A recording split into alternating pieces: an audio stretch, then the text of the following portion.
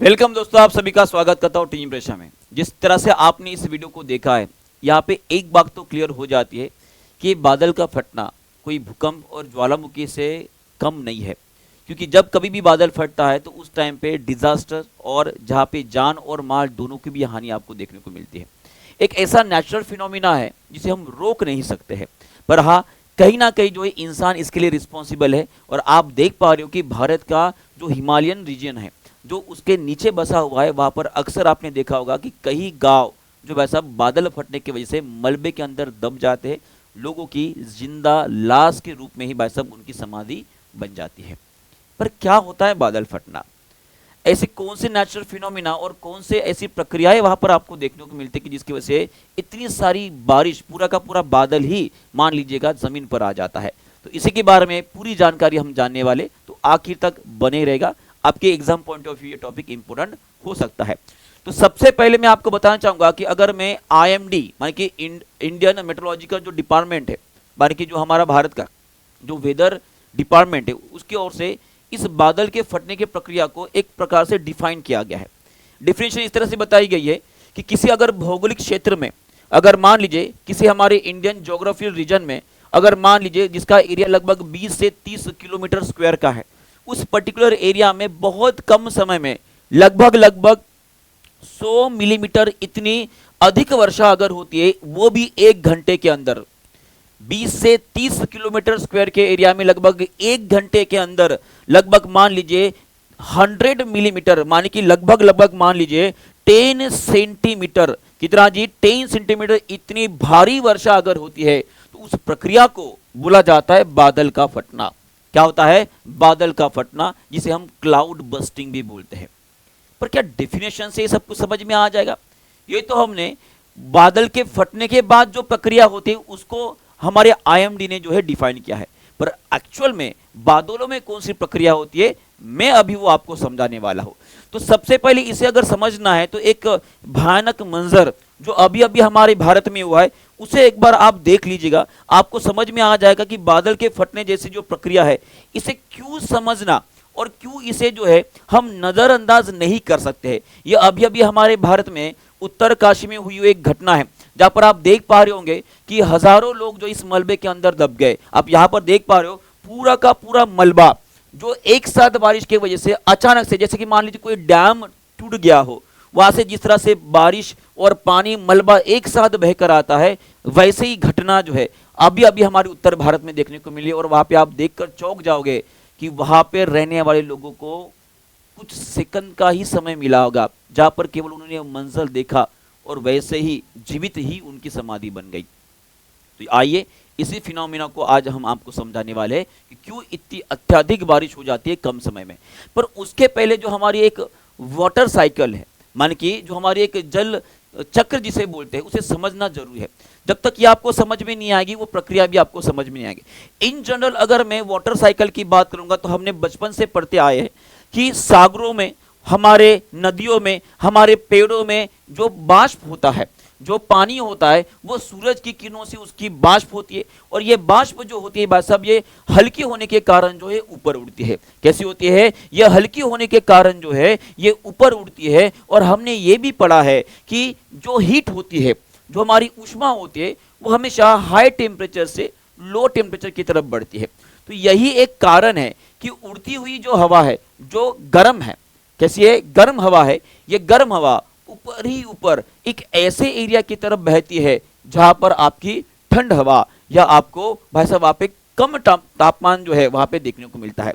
और यही होता है हमारे भारत में।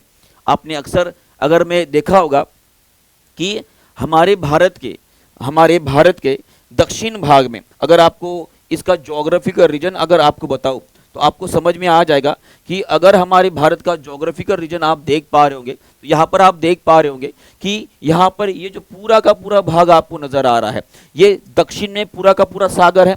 और ऊपर में जैसे जैसे जाओगे यहाँ पे हाइट जो है बढ़ती जाती है, और यहाँ पर आपको ये हिमालयन रेंज जो है आपको नजर आ रही है। और यहीं पे कहीं बसा है हमारा उत्तरकाशी, यहीं पे कहीं बसा है हमारा उत्तरकाशी। और आपको बताना चाहूंगा, अगर उत्तरकाशी को मैं अगर फोकस करता हूं तो हमने बड़े हैं मानसून, हमने क्या पढ़े हैं, मानसून पढ़े। मानसून के समय हमें पता है कि भाई साहब यहाँ से आने वाली जो हवा होती है वो सागर से होते हुए इस तरह से इस दिशा में आगे बढ़ेगी और आगे बढ़ते बढ़ते जो है ये ठंड हवा इस पर्वत के कारण इसे रोक लिया जाता है और वो आगे बढ़ते बढ़ते जो इस तरह से आगे बढ़ती है। पर अगर मैं यहाँ पे उस हवा को रोकने की अगर मैं बात करूँ तो यहाँ पे इस एरिया को थोड़ा सा देख लीजिए, आपको समझ में आ जाएगा कि ये पूरा का पूरा रीजन जो है पूरा पहाड़ियों से ढका हुआ है। ठीक है, इस तरह से उत्तरकाशी का एरिया जो आपको देखने को मिलता है, जो पहाड़ियों के बीच में बसे हुए जो कुछ गांव आपको है।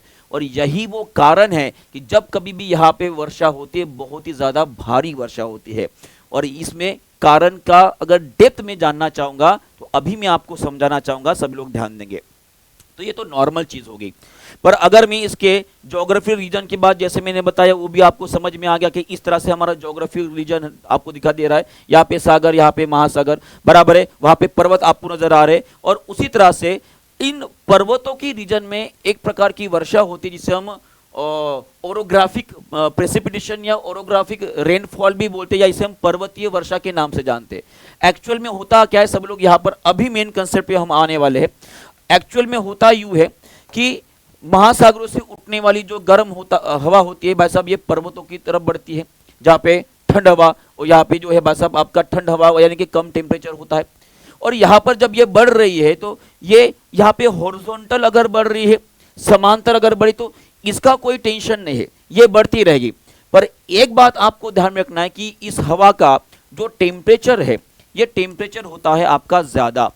टेम्परेचर ज्यादा होने की वजह से, टेम्परेचर ज्यादा होने के कारण जो है इसमें बाष्प जो होता है, ये बाष्प धारण शक्ति जो होती है इनकी ज्यादा होती है। हमने पढ़े हैं बाष्प धारण शक्ति कैसी होती है, ज्यादा होती है। और ज्यादा होने के कारण यहाँ पे बहुत सारी भाप जो है एक साथ इकट्ठा हो जाती है।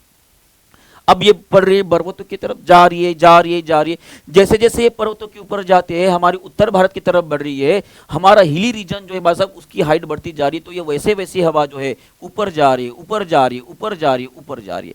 और ये जैसे जैसे ऊपर जा रही है, ऊपर जाते हुए यहाँ पे टेम्परेचर जो होता है भाई साहब, ये तापमान भी हवा का कम होते जाता है। और हमने पढ़े हैं कि जैसे जैसे टेम्परेचर कम होते जाता है उसकी बाष्प धारण क्षमता जो होती है, माने कि जो वाटर होल्डिंग कैपेसिटी होती है वो कम होते जाती है। और वहां पे प्रेसिपिटेशन माने कि कंडेंसेशन स्टार्ट हो जाता है। क्या जाता है, कंडेंसेशन स्टार्ट हो जाता है और वहां पे भारी वर्षा आपको देखने को मिलती है। ये तो नॉर्मल जो है प्रक्रिया मैंने आपको बताई। पर जब क्लाउड बर्स्टिंग होती है, जब बादल फटते हैं तो थोड़ी सी प्रक्रिया अलग दिखाने को मिलती है। कैसी होती है, ध्यान दीजिएगा। अब क्या हो रहा है, यहाँ पे नॉर्मल प्रोसेस आपको समझ में आ गई कि कम तापमान के कारण जो है भाई साहब जो बाष्प यहाँ पे जमा हुई है वो जैसे जैसे ऊपर जाती है उसमें कंडेंसेशन होते जाता है। प्रेसिपिटेशन के कारण जो है वाटर होल्डिंग माने कि उस हवा को जो बाष्प है उसे पकड़ने की क्षमता उसी कम हो जाती है और उसे वो छोड़ देती है। जैसे ही छोड़ देती है वो एक बूंद बनकर जो है जमीन पर टपक पड़ती है। पर क्या होगा अगर मान लीजिए ये आने वाली जो गर्म हवा है उनकी मात्रा अगर बढ़ जाए। जस्ट इमेजिन कीजिएगा कि यहां पर ये हवा जो ठंड होने के लिए ऊपर बढ़ रही है, अगर ये आने वाली गर्म हवा का अगर प्रकोप बढ़ गया, मान कि ये हवाएं अगर ज्यादा बढ़ गई तो इस यहां पर जो बाष्प जमा है उसे कंडेंसेशन का मौका ही नहीं मिलेगा। वो बाष्प से पानी बनने की कोशिश तो कर रही है पर ये गर्म हवा जो आ रही है उसे रोक कर रखते कि नहीं अभी नहीं बरसना है। पर एक समय ऐसा आ जाता है कि यहाँ पे इतनी सारी बाष्प, इतने सारे वेपर जमा हो जाते हैं कि अभी हवा उसे रोक नहीं पाती है। और अचानक से उस टाइम पे क्या होता है, हवाएं इसे आड़ी नहीं सीधी ऊपर बढ़ती है। कैसे बढ़ती है, सीधी ऊपर बढ़ती है। और जैसे वो ऊपर बढ़ते सीधे तो एक साथ पूरा का पूरा जो वहां पे भाप जमा हुआ था एक साथ पानी बनकर बरस पड़ता है। और इस फिनोमिना को हम क्या बोलते हैं, क्लाउड बर्स्टिंग बोलते हैं। इसे हम क्या बोलते हैं, बादल का फटना बोलते हैं।